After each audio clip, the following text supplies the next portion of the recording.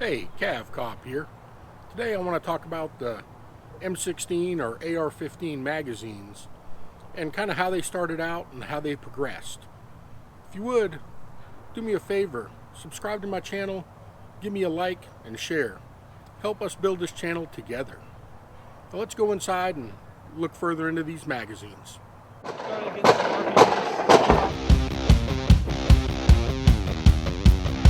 Alright, so let's go over the AR-15, M16. Originally came out in the late 50s. I think the first rifles themselves, the AR-15s, were shipped to Malaysia. And then by the mid-60s, the military picked it up and ended getting some of them sent out to Vietnam. The Air Force was the first ones to pick these up. And I don't know if it'll show up on here, but these ones right here are Mark 223. And the United States Air Force got the first ones. They came in a 20-round magazine, folded over stamped aluminum, and then they put a steel strip down the centerpiece so that the tips of the rounds wouldn't penetrate the aluminum. Turned out it was unnecessary, but they kind of did it pretty well. It has a cast aluminum follower in here, and the 223 20-round AR-15 M16 magazines were the way to go. They were all marked as AR-15 when they first came out. Started getting sent to the Air Force. Then Vietnam time frame, they had the 20-round magazines. They ended up switching them. Colt did, the main manufacturer, ended up going with the 5.56 on them. So they switched from the 223 that the Air Force had to the 5.56 markings. Again, they were just using the 55 grain ball with these. They're pretty much the standard magazines initially issued when they went into Vietnam. And then they started coming out with some 30-round magazines, but they ran into some issues in the way the magazines were made and manufactured. But eventually they ended up switching over to the 30-round magazines. The original 30-round magazines that came out were manufactured by Colt again. They set up the tooling and stuff to stamp the magazines. As far as I know, I think they have like 2 machines or maybe more that stamp them, and then what Colt does now is they loan the machines out to different companies that contract through them, and then they would end up stamping the magazines for M16s that the military would get and surplus places would sell and everything, where Colt kind of got a little bit of the money for it, but contractors got paid to manufacture it as kind of like a small business thing or something like that.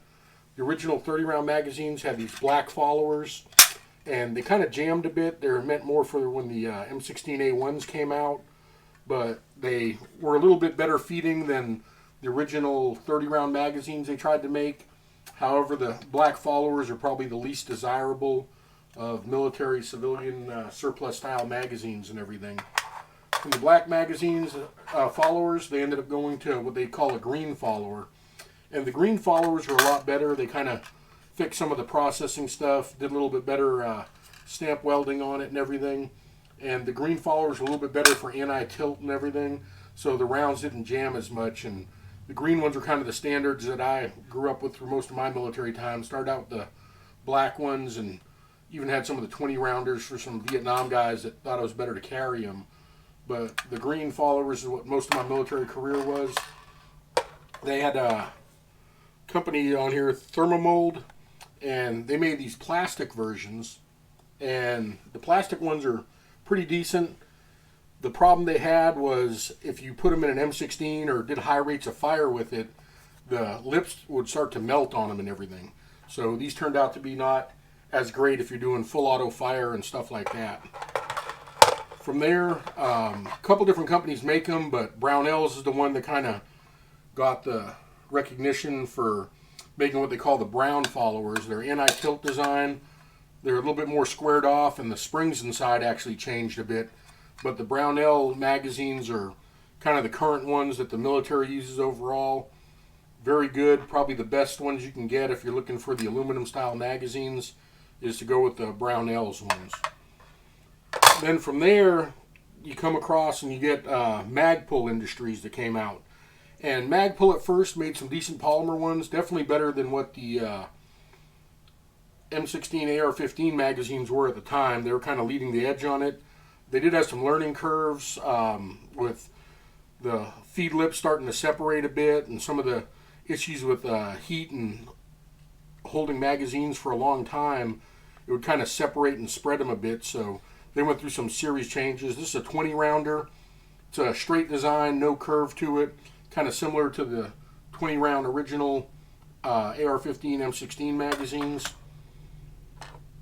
Magpul came out and they changed their design up a little bit, and they ended up coming out with a curved version. So the part that goes in is kind of straight, and then it kind of starts to curve to help feed the rounds more. And these ones right here tend to be the better ones. A lot of times they have little dot matrix things down here so you can mark your magazines and stuff, and that tends to be the newer Magpul magazine versions that they have out. Magpul also makes a window version, and probably the best 30 round magazines you can get now. A lot of guys in the military would switch over to using the Magpul ones. They have some that, the older ones I think, had a clip on here, so you could clip the dust cover and leave it on there. A lot of people realized the dust cover thing's kind of silly, so the newer ones with the dot matrix kind of got rid of the detachable magazine cover cap if you wanted to cover things up and everything. But almost more of a novelty thing. The idea was good, but in practicality it wasn't as great as it could have been. We also ended up making a 40 rounder, which is pretty neat, I guess, if you want something long that hangs down. Something that we ended up moving to in the military was from the Brownells ones. Some of the forces that I work with and train with ended up going with the Lancers. Different countries have different rules for what they use. Some places don't use aluminum magazines. They want something that has steel lips on it that retains. The Lancers are steel on top, polymer on the bottom. They're a little bit lighter. You can see through and tell how many rounds you have, tell if they're green tips or not. But the Lancers are pretty decent, and some of the foreign countries that I've trained with use them. And they also have the 30 rounders. They come in all different colors and stuff like that, but these are military accepted and military approved. And finally, Magpul ended up getting them. At work we have these. Some of the guys train with them. This one right here is a black follower and a black bottom base plate, but at work they have a gray follower and a gray bottom. I'm not sure what the difference is, but the Marine Corps was the first ones to officially adopt for the United States military a polymer magazine, and it was based on this. It also worked well with the M855A1 ball ammunition, the steel penetrators that it has. There was an issue with the rounds kind of hitting the chamber short and need to go up more, and the Magpul magazines, the way their anti-tilt followers are and everything else, worked fine for the Marine Corps, and they ended up adopting those. So the Magpul tan ones with the follower was accepted and tested by the Marine Corps and works pretty good. You have the Brownells overall that the United States military for the Army, Air Force, and other units uses their standard one. And then some of the foreign countries I've trained with, they'll end up using the Lancer magazines. So those are kind of the three main ones to go to nowadays. The 20 rounders, these right here are good for bench shooting. If you get Wolf springs, you can swap out the springs in these, take a little sandpaper and hit the followers a little bit. These are very reliable for bench shooting. They're nice because they sit flush and they're not as high as some of the 30 round magazines are. From there, right around the 2000s, I want to say it was right before September 11th kicked off, in the military we got issued these beta drums. We got two different series for them. One was meant for the M249 saw, and it stuck up a little higher. And then we also got some of these for our M16s and M4s that we had, or their M16, I think it was A4 and the M4A1 at the time. But these are a 100 round drum. It's 50 rounds on each side with some little followers inside here. You got to put graphite in them. They do require a bit of maintenance. When you first get them, they're not going to work that great. Then when you break them in, they work fine. Then when they get dirty, they don't work fine. So then you got to clean them, and then they work fine. A little bit of a pain, but these were all the rage for a while. Surefire came out with a coffin mag, similar to what the Russians had. This one here, you can take it apart. There's a whole bunch of springs in it and everything else. But it allows you to have 60 rounds in a magazine, and it's kind of slim. It's not that much longer than a regular magazine. If you look, this is a 40 round one. And if you look at the 40 round versus the Surefire 60, the coffin mag is a little bit shorter. It does weigh quite a bit, but some people would use these either for emergency use in an M249, or if someone got in an ambush or a firefight. In the M16s, these could work pretty good.